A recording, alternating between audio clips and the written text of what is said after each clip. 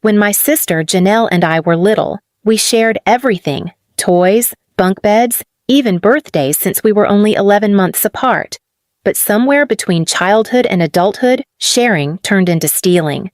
And by the time I realized it, she wasn't just taking my clothes, she was taking my life. It started small. Compliments I'd get at work somehow found their way to her mouth at dinner. My husband Ryan would mention an idea I'd pitched at the office, and suddenly Janelle would say, "Oh, I told her to go with that. I basically came up with it." At first, I let it go, thinking maybe she just needed some credit, some spotlight. I was always the one who got the promotions. I was the one who married first, bought a house, had stability. Janelle was the creative one, the wanderer, the one who never really held a job longer than 6 months. Please subscribe to our channel and tell us in comments from where are you watching this video. But things took a sharp turn 6 months ago. Ryan and I were going through a rough patch. Nothing serious, just the usual disconnection that comes with work, stress, and years of routine. One night, after a long day at work, I came home to find Janelle sitting a little too comfortably on our couch, legs tucked under her, Ryan laughing at something she said. When I walked in, their smiles froze. It felt off. But again, I swallowed my suspicions. "She's your sister," I told myself. "You're being paranoid." Then came the text message from my boss at 9:42 p.m. "Hi, Clara. Urgent. HR received anonymous complaints about your conduct. We need to meet tomorrow." My stomach dropped. That night, I barely slept. I kept replaying the last few weeks in my head. Had I been rude? Did I make a mistake on a project? Did I forget to log hours? The next morning, I sat across from my boss and an HR rep as they read out the allegations. Inappropriate behavior at after-hours meetings, an affair with a senior client, using my position to gain personal favors. It was like being punched in the face by a ghost. Nothing made sense. I was stunned, until they told me that the anonymous tip included screenshots of texts that were supposedly between me and the client.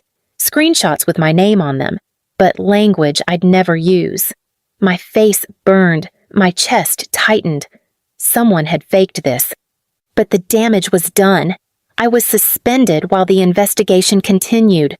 When I got home and told Ryan, he looked too calm. "I mean, they don't just suspend people without reason, Clara," he said without meeting my eyes. "Are you serious?" I asked.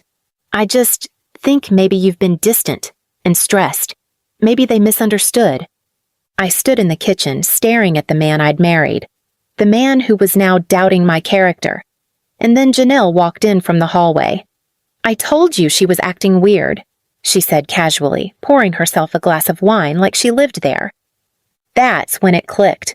The fake texts, the anonymous email, the timing, the looks, the laugh on the couch. I wanted to scream, but I stayed quiet. That night, I began digging.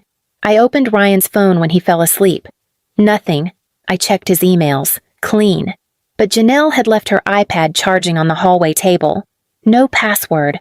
What I found made my blood run cold. A voice recording. Several, actually. One was labeled, "Insurance Plan for Dumb Sister." I pressed play. Her voice crackled through the speaker. "Look, all I have to do is plant some screenshots. I'll make it look like she's sleeping with that client, you know, the one who always flirts with her.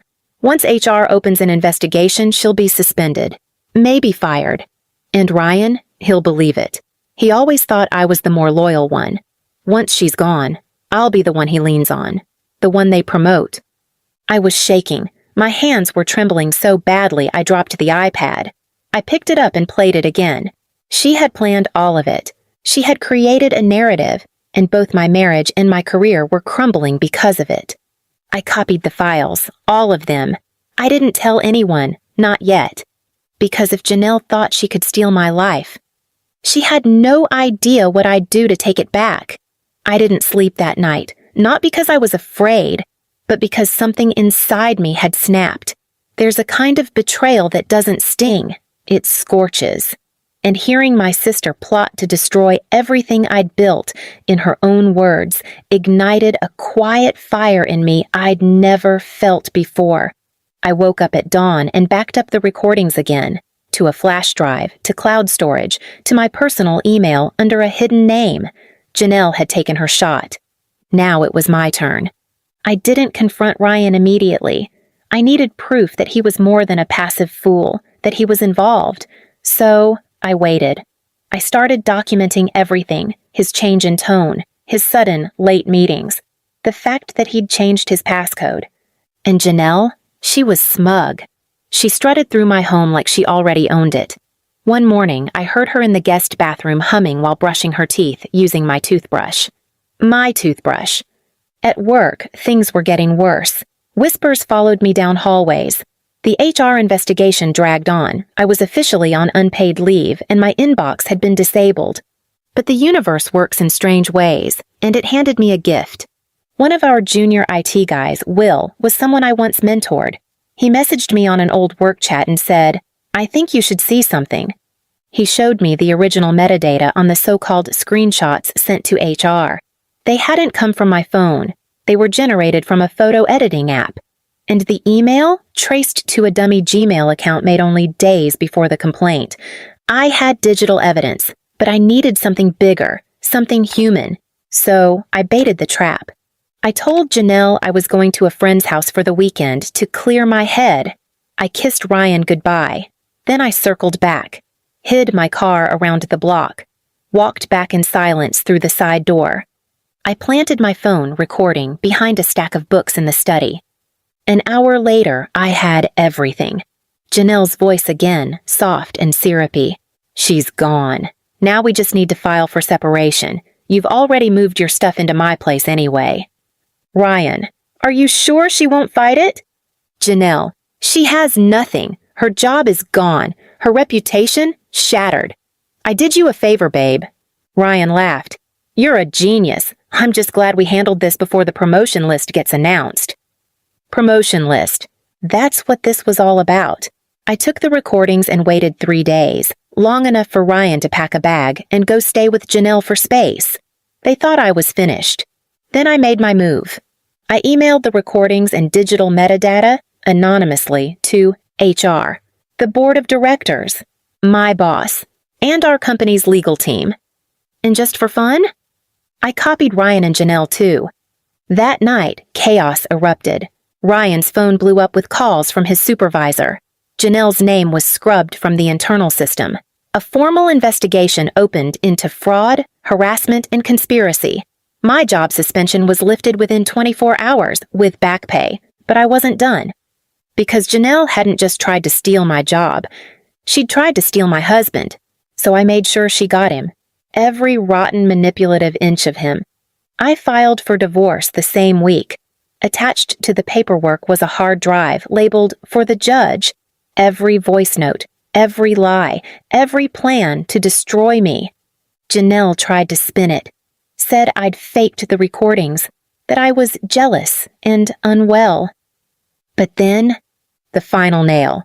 A voicemail surfaced from months ago, from Janelle to a friend.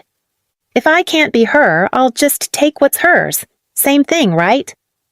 The courtroom went silent when it played. Her voice, sharp and dripping with venom, left no room for defense.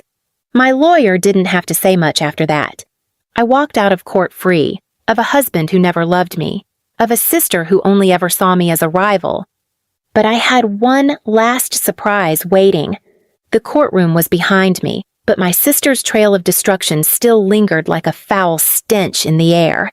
I wasn't content with just clearing my name. She'd torn into my career, my marriage, and my mental peace like it was a game, and I wasn't going to let her walk away with nothing but a bruised ego. The company offered me a quiet settlement, a 6-figure deal to return and avoid scandal. I took it, but not before negotiating something extra. Her name would be permanently blacklisted from every corporate partner and affiliate in our network, quietly, without warning. She wouldn't find out until the rejection emails started piling in. But that was only the beginning. You see, Janelle had always craved status. She needed people to admire her, envy her, fear her. So, when she landed an invite to speak at a major Women in Tech summit, one she bragged about endlessly online, I smiled. Because I had a plan. The day before the event, I emailed the organizing board a full packet: audio, digital forensics, internal memos, and a private statement from HR. By morning, her name was wiped from the schedule. She showed up dressed like royalty and wasn't even let inside. Her meltdown went viral. A shaky phone video of her screaming at security made it to Twitter. One caption read, "This, the role model tech was celebrating? Turns out she was just a backstabbing fraud." I didn't even have to press post. The internet did it for me. But the final blow came weeks later, when she lost her biggest investor for a startup she had launched with Ryan. Yes, they'd gone public with their relationship. She wore it like a trophy, until their funding vanished and the co-founder, her former best friend, pulled out after reading an anonymous tip about Janelle's ethics. Meanwhile, I rebuilt quietly. I switched firms, started a new project team under my own name, and this time, I didn't just work for the company, I owned part of it. As for Ryan, he tried calling once, left a pathetic voicemail about how he was misled and felt used. I deleted it without listening to the end. My healing didn't look like revenge. It looked like peace. It looked like waking up in the morning and not questioning my worth.